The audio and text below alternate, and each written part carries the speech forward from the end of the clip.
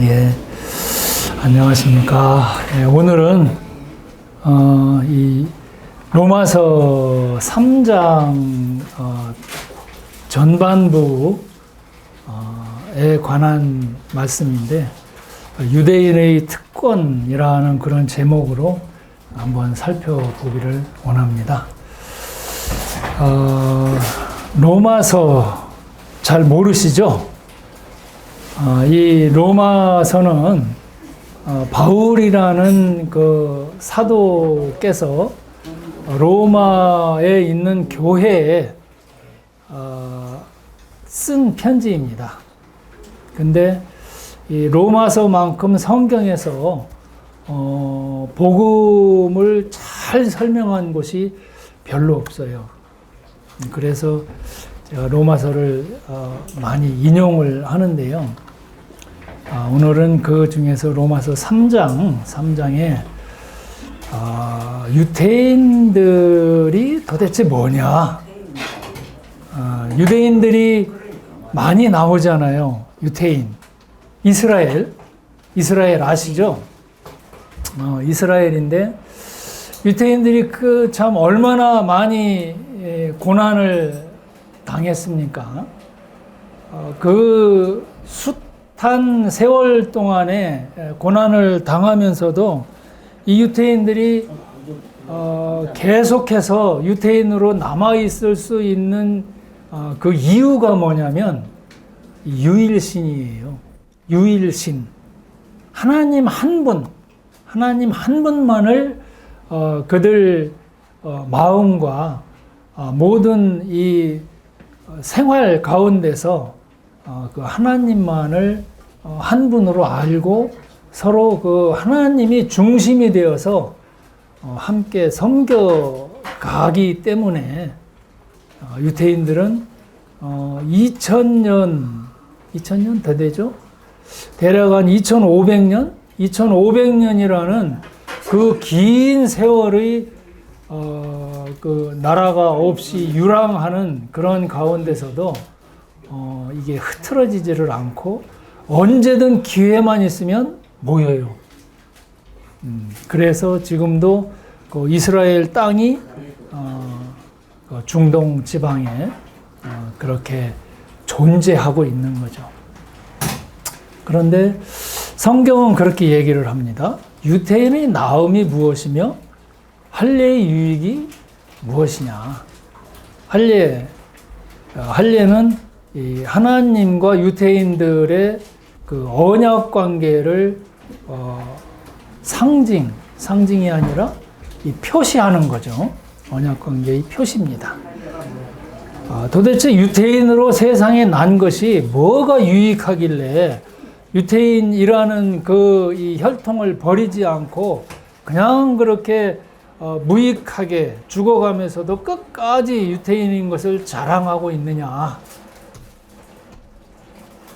2절에 보면은 범사에 많다. 유대인의 나음이 범사에 많은데 첫째는 저희가 하나님의 말씀을 맡았다. 이 원래 유대인의 특권이라는 게 뭐냐면 하나님께서 유대인을 선택하셨어요. 선택하신 이유가 온 세상에 하나님의 그 창조 목적을 알리시고 또 그 유대인들을 통해서 이 창조의 목적을 이루시기 위한 그런 목적으로 유대인들을 택하셨어요. 하나님이 특별하게 이렇게 택하신 족속이기 때문에 많은 특혜를 받은 거죠. 가장 우선적으로는 그 혈통에서 유대인 가운데서 세상을 구원할 구원자가 나신다는 거예요. 만약에 저희 대한민국에서 세상을 구원할 어떤 이 메시아나 구원자나 영웅이 난다. 그러면 우리가요 얼마나 참 긍지도 있고 참 그 나실 그 구원자를 준비하려는 그런 마음이 참 대단할 거잖아요. 유대인들이 그랬다는 거죠. 너희 가운데서 세상을 구원할 구원자가 오실 것이니까 그 구원자의 탄생을 준비하고 있어라. 그래서 이 온 세상 가운데서 하나님이 어떤 뜻을 가지고 어떤 계획을 가지고 계시는지 거룩한 삶을 살면서 그 하나님의 이름에 대한 권위를 지키고 그렇게 하나님의 권위를 증명해야 하는 그런 책임도 유대인들에게는 있습니다. 또 그들에게는 이 모든 인류를 대표하는 그런 장자권이 주어졌어요. 유대인은 모든 인류의 모본입니다. 샘플이에요, 샘플. 그래서 이 장자권이 주어져 있습니다. 또 하나님의 그 축복의 약속, 창세기 12장에 보면 아브라함에게 하신 약속이 있잖아요. 아브라함에게 하나님이 처음 아브라함을 불러내시면서 너를 축복하는 자는 내가 복을 내리고 너를 저주하는 자에게는 내가 저주하겠다. 그래서 그 한 사람을 통해서 하나님의 모든 축복과 저주가 내리도록 그렇게 했어요. 그래서 이 이스라엘 편에 서는 게 좋아요. 정치적으로나 종교적으로나 문화적으로나 모든 것들이 이스라엘이 이 모본이 되기 때문에 이 장자권이 이스라엘에게 있기 때문에 하나님이 세상을 창조하시면서부터 그렇게 계획하신 일이에요. 그래서 이 이스라엘을 축복하는 자는 같이 복을 받아요. 이스라엘을 저주하는 자는 같이 저주받게 되어 있습니다. 그리고 가장 여기 말씀하셨듯이 하나님의 말씀을 맡았다. 이 말씀은 율법이죠. 이 율법은 하나님과 세상 사이의 질서, 또 사람과 사람 사이의 질서를 지키기 위한 그런 율법입니다. 이 율법을 깬다는 것은 그건 죄죠. 근데 그들이 이 모든 이 특혜를 수여받고 솔선수범해서 그 하나님의 모든 말씀에 순종해야만 되는 그런 책임도 있어요. 하나님과 유대인들이 계약을 맺을 때에 하나님은 유대인들을 안전하게 보호하시고 복을 위해서 인도하시는 그런 하나님. 그런데 유대인들은 또 그 하나님의 말씀에 순종하고 하나님의 창조 목적을 이루어 나갈 때에 그런 이 계약 관계가 제대로 원만하게 유지되도록 그렇게 돼 있었죠. 그래서 하나님이 그렇게 이스라엘인들을 사용을 하시는데 왜 그러느냐? 그러니까 이런 모든 것들이 사실은 유대인에게만 주어진 특혜는 아니에요. 하나님이 그렇게 유대인만의 하나님이시냐? 그렇지는 않잖아요. 온 세상을 위한 하나님이십니다.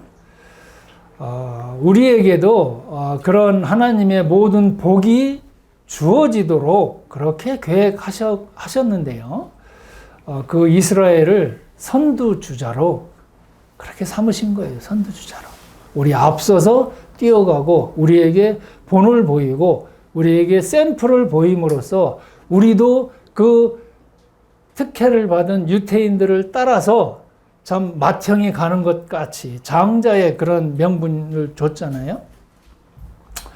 그래서 이스라엘은 온 인류를 위한 모본의 역할입니다. 그런데 그 유대인들이 그 하나님이 맡기신 그 일을 제대로 이뤘느냐? 그렇지 못하다는 게 성경이 말씀하시는 바고 우리가 익히 알고 있는 바입니다.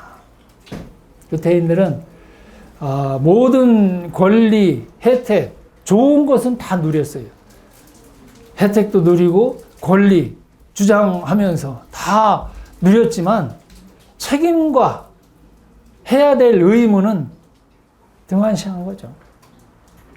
그저 이 자기들의 특혜를 자기들의 전유물로 여기고 이방인들과 차별을 가지면서 우월감을 가지고 이방인들을 멸시한 거죠. 짐승처럼 그렇게 멸시했습니다.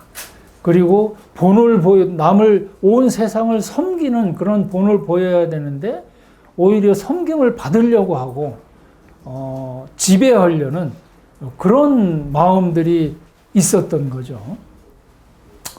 거룩한 삶을 살아야 했는데도 불구하고 오히려 이방인들보다도 못한 그런 부도덕한 그러한 삶을 그들은 살았습니다. 창세기가 얘기하는 게 그거예요. 많은 특혜를 줬다. 그런데 아브라함도 실패했고 얼마나 많이 실패했습니까? 자기 마누라 2번씩이나 팔아먹었어요. 그게 아브라함입니다. 그 이삭도 마찬가지였고 그 야곱 얼마나 뺀질거립니까? 참 그 모사꾼이잖아요. 자기 꾀로. 그래도 그 야곱의 이 아들 요셉은 그나마 하나님의 주님의 그리스도의 그런 이 모습을 가장 많이 나타낸 그런 요셉입니다. 가장 근접해 있어요. 그리스도의 그 모본, 원래 이 계획하셨던 하나님의 그 형상을 닮은 그 모본에 그래도 요셉이 가장 근접해서 그 삶을 살았습니다. 그렇게 실패하고 또 이스라엘 국가가 형성이 됐음에도 그 국가를 통해서 모든 세상 가운데 이 하나님의 계획과 뜻과 하나님의 모든 성품들, 선하시고 자비하시고 사랑의 성품들을 드러내야 했음에도 불구하고 이스라엘 민족은 우상을 숭배하고 자기들끼리 다투고 싸우고 그러면서 쫄딱 망해서 지금까지 이 디아스포라, 유랑민의 그런 삶을 살고 있습니다. 그 바람에 그 하나님의 축복이 없어진 건 아니에요. 보류됐습니다. 보류되고 그 축복이 다행스럽게도 우리에게 왔습니다. 하나님은 하나님의 뜻과 계획, 온 세상을 사랑하시고 구원하시겠다는 그 구원의 뜻을 그냥 이스라엘 사람들이 실패했다고 제쳐두시지 않아요. 온 세상 가운데 너희가 내 말 안 들면 너희 제쳐놓고 내가 직접 온 세상에 내 뜻을 펼칠 거야. 그래서 그 좋은 복음이 오늘 이 순간 지금 이 자리에 지금 전해지고 있는 겁니다. 원래는 이스라엘 사람들이 전했어야죠. 근데 그렇지 못하니까 지금 이 자리에서 저희가 같이 듣고 있는 거예요. 어떤 이들이 믿지 아니하였으면 어찌하겠느냐. 3절입니다. 어떤 이들이 믿지 아니하였으면 어찌하리요. 그 믿지 아니함이 하나님의 미쁘심을 패하겠느냐. 나는 하나님 못 믿겠다. 이렇게 얘기한다고 해서 그렇다면 하나님이 정말 그 믿지 않는 사람처럼 뭐 그런 존재냐? 하나님은 이 참 광대하셔요. 우리 사람 같지가 않습니다. 우리는요, A라는 사람과 B라는 사람이 계약을 맺어가지고 서로 간에 그 계약 내용을 제대로 이행하지 않으면, 한 사람이 이행하지 않으면 다른 사람은 당연히 네가 안 했으니까 나도 안 해도 돼. 그렇게 주장할 수 있는 권리가 생기는 거죠. 한 사람이 불이행한 거니까.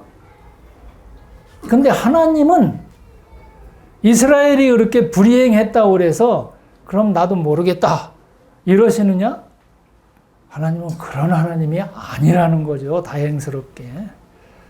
참 자비로우시게도 하나님은 그 믿부심이라는 건 믿을만 한 그런 분이시라는 말이죠. 믿부심. 하나님은 믿을만 하셔요. 이스라엘은 믿을 수 없고 사람은 믿을 수 없어도 하나님은 믿을만 하신 분이십니다. 믿을 수 있는 분이에요. 신뢰할 수 있는 분. 하나님의 믿부심을 패할 수는 없어요. 이스라엘이 안 지켜도 하나님은 이스라엘에게 하신 약속을 지키십니다. 끝까지 지키셔요. 그래서 반드시 이스라엘이 회복이 되고 하나님이 약속하셨던 그 천년왕국을 이스라엘에게 누릴 수 있도록 주실 겁니다. 얼마 안 남았어요. 지금 전쟁이 심각하잖아요. 어떻게 끝날지 우리 알 수는 없지만 하나님이 그 배후에서 대신하고 계신다는 거예요. 하나님이 아니시면 이스라엘 사람들이 뭘 믿고 지금 그렇게 온 세상 사람들이 싫다고 하는데도 그렇게 그냥 자기네들 마음대로 그냥 그렇게 하고 있겠습니까? 사람은 믿을 수가 없어요. 근데 그럼에도 불구하고 하나님은 그럴 수 없느니라 4절에 보면 사람은 다 거짓되되 오직 하나님은 참되시다 할지어다. 기록된 바 주께서 주의 말씀에 의롭다함을 얻으시고 판단받으실 때에 이기려 하심이라 함과 같으니라. 나중에 가서 정말 이 심판하실 때 누군가 하나님을 대해서 비방하고 하나님 그러시면 안 됐었잖아요. 이스라엘이 안 믿는다고 다른 사람들도 다 저주받고 그 하나님의 그 사랑과 자비하심 그 베푸신 게 어디 있어요? 라고 비방하지 못하더라고. 그렇게 주의 말씀에 의롭다함을 얻으셨다. 하나님은 옳다. 하나님의 행하시는 모든 일들은 다 옳다. 옳으셨다. 이렇게밖에는 얘기할 수 없도록 그 입을 딱 막으시는 거죠. 나는 할 일 다 했다. 나는 내 의무 다 했고 내가 사랑할 수 있는 모든 것 다 사랑했다. 이렇게 하나님이 이기려 하심이라. 판단받으실 때에 이기기 위해서 아무도 하나님 비방할 수 없도록 그렇게 하시기 위해서 하나님은 일하십니다. 저희가 말 안 듣는 자식이 있다고 해서 그 자식을 그냥 호적에서 파버리겠습니까? 그렇게 못하잖아요. 한번 천륜을 어길 수는 없는 건데 더군다나 하나님이 자기 이름을 두고 맹세하면서 반드시 너에게 내가 복을 주고 내 후손으로 온 세상을 다스리게 하시겠다라고 약속하신 그 하나님이 그 맹세하신 하나님이 그거를 포기하신다든지 무효화 시키신다든지 그럴 하나님이시겠느냐고요. 절대 아닙니다. 그래서 하나님의 믿부심은 패할 수 없어요. 하나님은 한 번 약속하신 것은 사람이 아무리 거스린다 해도 아무리 많은 방해가 있다 하더라도 그거는 밀고 나가셔요. 반드시 이루셔요. 이스라엘이 신실하지 못하다고 해서 하나님이 이스라엘과 똑같이 행하신다? 그러면 그건 하나님의 품격에 손상 가는 일입니다. 하나님의 권위, 하나님의 존엄 이런 것들이 깎이는 거죠. 하나님을 사람처럼 보지 마십시오. 하나님이 나 같으려니 그렇게 생각하셔서는 안 됩니다. 하나님의 사랑은 한이 없어요.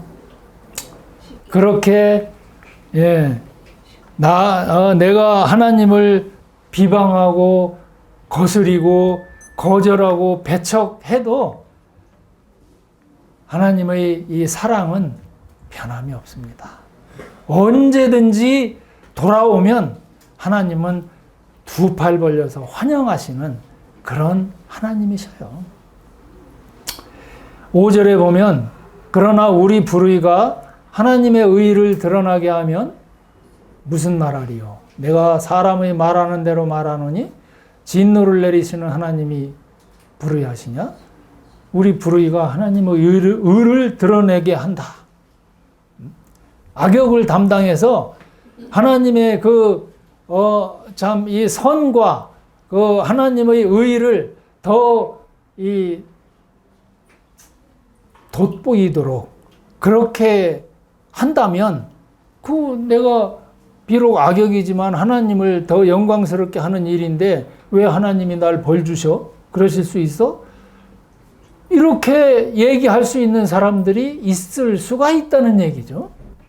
그런 질문에 대해서 바울이 대답을 합니다. 결코 그렇지 않다. 만일 그러하면 하나님께서 어찌 세상을 심판하시겠느냐? 하나님은 불의하신 분이 아니다. 아무리 세상이 불의하고 하나님을 그 불의로 조금이라도 끌어내리려고 하는 그런 시도에도 전혀 하나님은 동의하시지 않는 그런 분이시다. 하나님은 선만 있으신 분이에요. 선만 행하시는 분이에요. 불의하신 것이 없으신 분이시기 때문에 심판도 가능하신 겁니다.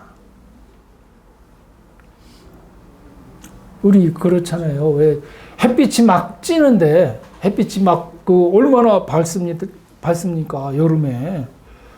근데 내가 그 햇빛을 좀 더 밝게 하겠다고 가서 뭐 전등불을 킨다든지 촛불을 킨다든지 그래 봐야 그게 무슨 유익이 있어요? 이미 다 밝아져 있고 하나님의 빛은 그것보다 더 밝은데 내가 켜는 등불보다 더 밝은데 근데 내가 하나님을 조금이라도 도와드렸잖아요. 그렇게 얘기할 수 있는 그런 사람은 없다는 거죠. 그런 경우는 없다는 거죠. 하나님은 온전하게 선하십니다. 그러나 나의 거짓말로 또 다른 그런 질문이 있을 수가 있기 때문에 이 질문도 미리 지금 바울이 그 마음 가운데서 그 질문을 대신해 주는 거예요. 그러나 나의 거짓말로 하나님의 참되심이 더욱 풍성하여 그의 영광이 되었으면 어찌 나도 죄인처럼 심판을 받으리요. 또는 그러면 선을 이루기 위하여 악을 행하자 하지 않겠느냐. 어떤 이들이 이렇게 비방하여 우리가 이런 말을 한다고 하니 저희가 정죄받는 것이 옳으니라.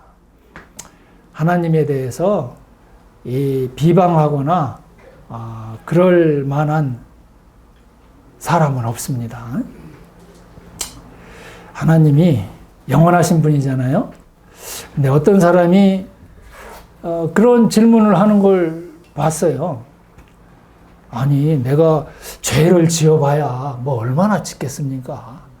겨우 해봐야 거짓말 뭐 몇 번 한 거, 또 나무 거 훔쳐봐야 그냥 옆에 배고파서 빵 쪼가리 훔친 거, 뭐 이런 거 조금 남 미워하고 이런 거, 내가 뭐 살인을 저질렀습니까? 아니면은 뭐 무슨 사기 쳐가지고 몇백억 사기를 치고 뭐 정치적으로 그냥 뭐 그런 이수가 되는 그런 못된 짓을 했습니까? 겨우 참 소시민으로서 그 조그만 거 요거 가지고 영원히 나를 지옥불에 던지신다면 그거 너무한 거 아닙니까?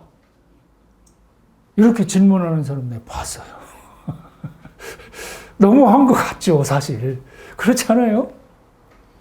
아니, 그거 조그만 거 가지고 그렇게 옹졸하게 하나님이 그 광대하시다면서 그거 좀 눈 감아 주실 만도 한데, 그거 가지고 그냥 영원히, 그 지옥불에 던지시고 그렇다면은 너무 참 가혹하신 그런 하나님 아니십니까? 그런 질문들 할 수 있어요. 근데요, 제가 아파 보니까 그거 알겠어요. 이 암이라는 거는요, 우리 눈에 안 보이잖아요. 깨알씨 하나 같은 게 눈에 보이지도 않는 게 가만 놔두면은요, 점점 커요. 그렇게 되는 게 우리 몸속에 있는 병이잖아요. 이 누룩 아시죠? 이스트, 효모. 요거 조금이 이게 제대로 본질을 아주 그냥 흐트리고 얼마나 많이 거품으로 부풀리고 그렇습니까? 하나님은 완벽하신 분이기 때문에 그 조그만 거, 그것도 인정을 못 하시는 거예요. 그게 나중에 크게 되면 그게 커지잖아요. 그건 불완전품이에요. 그 순수한, 완전한 순수함, 이런 것을 원하시는 것이지 거룩하시기 때문에.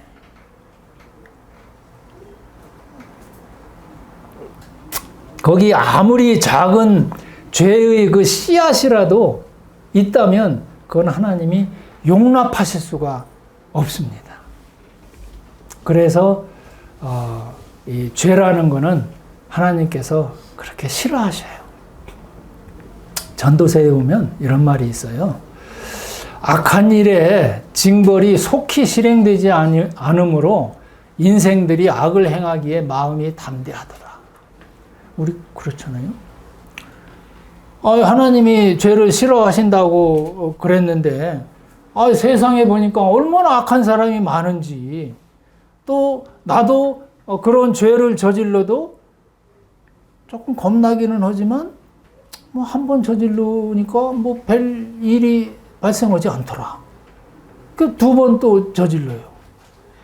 뭐 그러다 보니까 뭐 다 그렇게 사는 거지 뭐. 그러고 담대해져요.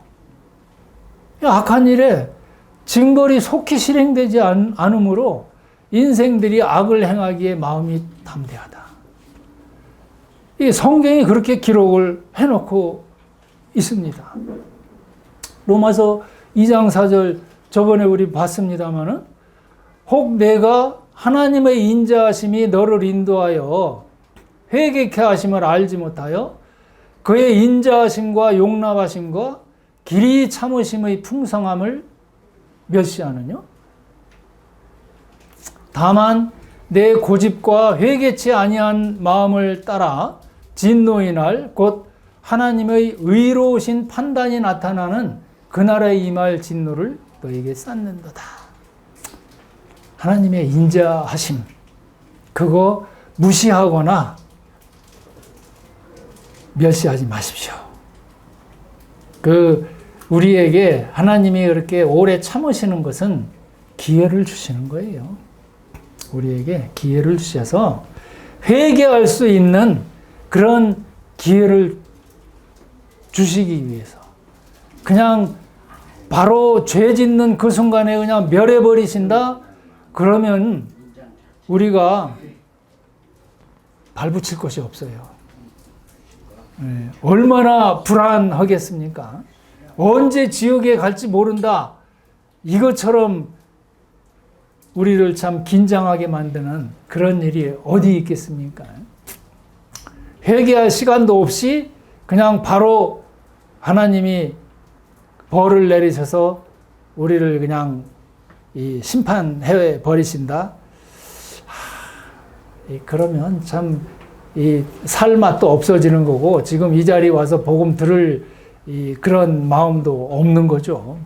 하나님은 회개할 기회를 주시는 거예요. 회개하라. 하나님의 창조 목적이 있습니다. 창조 목적. 하나님이 세상을 창조하시고 이 하나님께서 이 사람을 창조하신 그 창조의 목적이 있는데요. 이 창조 목적에 대해서는 성경에 사실 이 기록에 정확하게 그렇게 나오지는 않습니다. 그런데 하나님은요, 그 하나님이 만드신 작품, 이 작품을 통해서 하나님의 성품, 또 하나님의 능력을 알 수 있는 흔적을 심어 놓으셨어요. 이 작품 속에. 온 세상 가운데서도, 또 우리들 사람들의 마음 가운데서도 그 하나님의 성품과 능력, 이런 것들을 알 수 있는 그러한 이 흔적들을 남겨놓으셨어요. 그래서 성경의 여러 부분들을 보면 거기에서도 여기서 조금 저기서 조금 그렇게 그 퍼즐이 맞춰가는 듯한 그런 하나님의 이 목적하시는 바를 알려주셨습니다. 우선은 하나님의 영광을 위해서 세상을 창조하셨죠. 하나님이 얼마나 사랑이 많으신 분인가, 이 하나님의 사랑의 모든 것을 완벽하게 드러내는 그 순간이 하나님의 최고의 영광입니다. 우리 사람도 그래요. 우리 사람이 사람다운 그런 이 바람직한 그런 삶을 최고조로 살고 있을 때 그 사람의 영광이라고 그래요. 하나님은 하나님의 이 모든 사랑을 온 우주에 드러내기 위해서 세상을 창조하셨어요. 그 영광이 어디에서 발휘가 됐느냐? 어딜 것 같아요? 어딜 것 같아요? 하나님의 사랑의 최고조가 나타난 그곳, 우리 성경에서 알 수 있어요. 나중에 얘기해 드릴게요. 또 하나님의 기뻐하신 뜻대로 에덴? 아니에요. 하나님의 기뻐하신 뜻대로 이 하나님은 창조하셨습니다. 이 사람을 창조하실 때는요, 하나님의 형상으로 창조하셨어요. 그래서 이 사람을 하나님의 대리인으로서 하나님의 형상을 닮은 그 모습으로 태어나게 하셔서 하나님을 대리해서 온 세상을 다스리도록, 그래서 그 온 세상 가운데 하나님의 성품과 하나님의 사랑을 그대로 다 드러낼 수 있는 그런 존재로 하나님의 형상으로 그렇게 창조하셨어요. 그리고 하나님은 그 사람들을 사랑하시기 원하시는 거죠. 서로 우리가 참 자식이 나면 얼마나 사랑스럽고 참 얼마나 기쁩니까? 그냥 울어도 보기 좋고 웃어도 더 보기 좋고 그냥 그 아이를 위해서 그냥 어떻게 그냥 주체할 수 없는 그 사랑에 겨워하는 그 모습이 부모의 모습이잖아요. 그 기쁨이에요. 내 기쁨. 하나님도 우리 사람을 창조해 놓으시고 그렇게 하셨다는 거죠. 그 사랑에 겨워서 그냥 모든 복을 다 주셨어요. 사랑하기 위해서 그렇게 창조하시고 복 주시기 위해서 그렇게 창조하셨어요.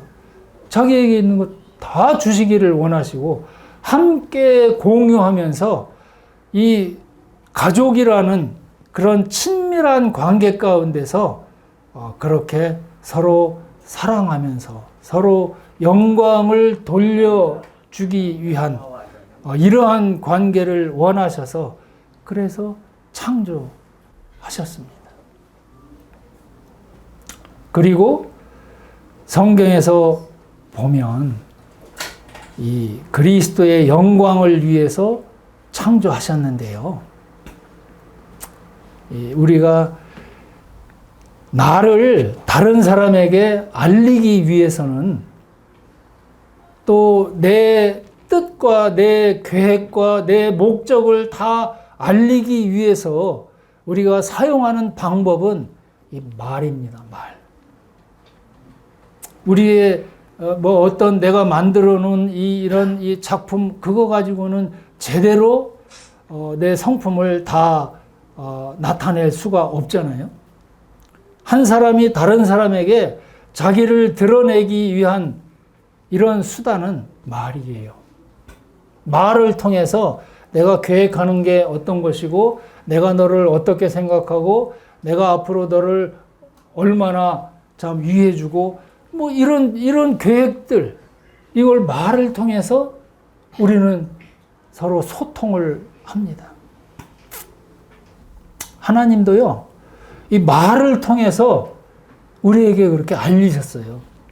하나님의 뜻, 하나님의 성품, 하나님의 계획, 이런 모든 것들을 이 하나님의 말을 통해서 이게 말씀이죠. 이게 성경이에요. 성경이 다른 거 아닙니다. 하나님의 계획과 하나님의 뜻과 하나님이 나를 얼마나 사랑하고 계시는지 그런 모든 것들을 다 알리시기 위해서 이 말을 글로 쓰도록 그렇게 하셨어요. 그래서 그 하나님의 말을 기록해 놓은 선지자들을 통해서 또 기록자들을 통해서 그렇게 기록해 놓은 그 말을 모아 놓은 것이 성경이에요. 그래서 그 성경은 살아 있습니다. 그 말을 통해서 우리가 하나님을 발견해낼 수 있는 거예요. 하나님을 알 수 있는 겁니다. 그 하나님의 말씀을 약속으로 받아들여서 그 약속대로 반드시 하나님은 행하실 것이다라는 그 믿음을 가지고 우리는 성경을 보고 성경 가운데서 하나님과 소통하고 그런 거잖아요. 그 성경이라는 수단을 통해서 말이라는 수단을 통해서 우리는 그렇게 하나님의 모든 것을 알 수 있습니다. 또 이 성경 말씀을 이 기록된 성경 말씀을 그대로 삶으로 구현해내신 분이 누구냐? 그리스도예요. 그리스도께서 하나님의 모든 형상, 이 사람이 실패했던 그 하나님의 형상을 구현해내는 이 일을 그리스도께서 오셔서 행하셨어요. 그 그리스도를 높이기를 원하십니다. 하나님이. 아버지 하나님이 그 아들 그리스도 하나님을 높이시기를 원하세요. 왜? 자기의 모든 것을 다 이루셨잖아요. 그래서 세상을 다 주십니다. 그리스도에게. 심판의 권세까지도 다 주셨어요. 우리 사람에게도 그 그리스도 안에 있을 때 하나님은 그리스도처럼 보셔요. 그게 하나님의 약속입니다. 그리고 다스리는 권세까지도 주시겠다고 그렇게 약속하셨어요. 다시 로마서로 돌아와서 3장 9절을 보면 그러면 어떠하뇨? 우리는 나으뇨? 결코 아니라. 유대인이나 헬라인이나 다 죄 아래에 있다고 우리가 이미 선언하였느니라. 유대인이나 나나 저 러시아 사람이나 미국 사람이나 다 죄 아래에 있습니다. 하나님의 창조 목적에 다 어그러져 있어요. 다 죄 아래에 있어요. 하나님의 그 창조 목적을 이루지 못하는 모든 것이 죄입니다. 그게 도덕적인 죄일 수도 있고요. 이 하나님을 경외하지 않고 하나님을 멸시하고 무시하고 배척하는, 반역하고 대적하는 이런 모든 것들, 그게 죄의 뿌리예요. 죄 아래에 있습니다. 기록한 바 의인은 없나니 하나도 없으며 깨닫는 자도 없고 하나님을 찾는 자도 없고 다 치우쳐 한 가지로 무익하게 되고 선을 행하는 자는 없나니 하나도 없도다. 선이라는 건, 성경에서 얘기하는 선은 하나님을 영화롭게 해드리는 모든 것, 이게 선이에요. 근데 하나님을 영광되게 하는 그런 일을 우리는 해본 적이 없어요. 구원받기 전에는. 하나님을 영광스럽게 해드리는 가장 시작이 뭐냐면 구원이에요. 그래서 그 구원이 중요한 것이고 그 구원을 우리는 거듭남이라고 부릅니다. 출생. 새로운 출생. 다 치우쳐 한 가지로 무익하게 되고 선을 행하는 자는 없나니 하나도 없도다. 저희 목구멍은 열린 무덤이요 그 혀로는 속임을 베풀며 그 입술에는 독사의 독이 있고 그 입에는 저주와 악독이 가득하고 그 발은 피 흘리는데 빠른지라. 파멸과 고생이 그 길에 있어 평강의 길을 알지 못하였고 저희 눈앞에 하나님을 두려워함이 없느니라 함과 같으니라. 우리 사람은 요런 모습으로 요런 형태로 하나님의 창조 목적에서 아주 크게 벗어나 있습니다. 하나님이 원하시는 그러한 삶을 우리는 볼 수도 없고 살 수 있는 능력도 없어요. 그래서 하나님과 소통할 수도 없고 하늘나라에 갈 수도 없습니다. 하나님과의 소통을 위해서 우리는 회개가 필요합니다. 내가 잘못 알고 있었다. 내가 하나님에 대해서 잘못 알고 있었다. 하나님이 얼마나 나를 사랑하시고 하나님께서 나를 복주시기 위해서 행해 놓으신 일이 무엇인지 내가 알고자 하는 시도하지도 않았다. 내가 하나님을 잘못 알고 있었구나. 하나님이 얼마나 나를 위하고 계신 분인지, 얼마나 나를 생각하고 계신 분인지, 자기 아들을 참 죽는 데까지 그렇게 내어주시고 그 최고의 영광이 나타나는 그 십자가의 고난까지도 받도록 그렇게 제물로 내어주시고, 그런 하나님을 내가 너무 무시하고 있었구나. 하나님은 오르신 분이구나. 하나님만이 오르신 분이구나. 이걸 깨닫고 하나님 앞에 납작 엎드려서 하나님, 처분대로 하십시오. 내가 하나님 앞에 내 의의를 드러낼 만한 아무런 것도 없는 사람입니다. 나는 그저 죽어 마땅한 사람이고 하나님의 계획과 목적에 나는 방해되는 일만 했던 그런 사람입니다. 하나님, 처분에 맡깁니다. 그러나 나를 살려주시기 바랍니다. 불쌍히 여겨주시기 바랍니다. 하나님이 원하신다면 내 모든 걸어왔던 모든 길들 이 순간에 딱 접겠습니다. 하나님과 이제 동행하기를 원합니다. 이 마음의 결단, 이게 필요합니다. 마음의 결단. 베드로전서는 이렇게 얘기합니다. 너희가 전에는 양과 같이 길을 잃었더니 이제는 너희 영혼의 목자와 감독 되신 이에게 돌아왔느니라. 이 회개하는 그 순간을 하나님은 기다리고 계셔요. 양과 같이 길을 잃었던 우리를 돌아오게 하기 위해서 지금도 참고 계시는 것이고, 지금도 하나님의 말씀을 그렇게 전하고 계신 거예요. 이제는 너희 영혼의 목자와 감독 되신 이에게 돌아왔다. 이사야서 53장 6절은 또 이렇게 얘기합니다. 우리는 다 양 같아서 그릇 행하여 각기 제 길로 갔거늘 여호와께서는 우리 무리의 죄악을 그에게 담당시키셨도다. 그가 누구예요? 그가 누구야?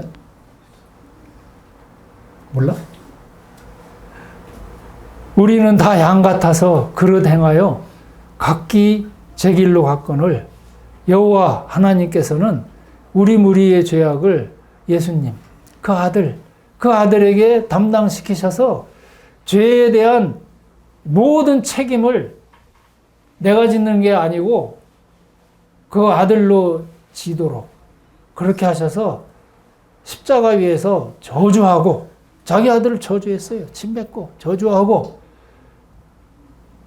그냥 죄인 중에 죄인인 것처럼 그렇게 대하시고 대신에 나를 살리셨다고 그렇게 약속하신 겁니다. 로마서 4장 25절은 예수는 우리 범죄함을 위하여 내어줌이 되고 우리를 의롭다 하심을 위하여 살아나셨다. 그냥 죽으시고 그냥 무덤에 계시는 것뿐만이 아니라 이제는 살아나셔서 부활하시고 저 하늘 위에서 아버지 옆에 계시면서 나를 위해서 변호하고 계셔요. 내 보증이 돼주시고, 저 사람 나를 믿었습니다. 내 보증이 돼주시고 아버지 앞에 나를 위해서 대신 간구해 주시는 그런 분이셔요. 영원히 그렇게 하실 거예요. 그분을 믿고 그분께 우리의 모든 삶을 의탁 드릴 때 주님은 그냥 잊지 않으십니다. 얼마나 기뻐하시겠습니까? 믿으십시다. 회개하시고 믿으십시다. 그리고 감사하십시다. 기도하시겠습니다.